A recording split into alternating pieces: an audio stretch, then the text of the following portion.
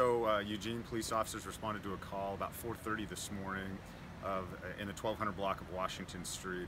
The caller called and was frantic about somebody being at the door, pounding on the door, and when confronted by one of the homeowners was stabbed by the suspect.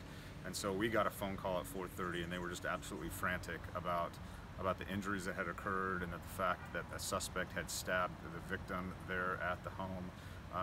As far as we can tell, it looks like the incident happened just outside of the home, but the suspect was actually trying to get into the home when officers were dispatched.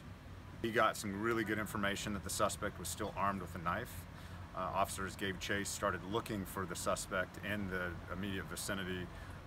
Ultimately they were able to find the suspect hiding in the backyard of one of the neighboring residents. And interestingly enough, we had some information that the suspect actually tried to gain entrance into another home here in the neighborhood, and so it makes us really, really nervous about how violent this situation is and being able to apprehend this suspect. We were able to confront the suspect in the backyard of a neighboring house.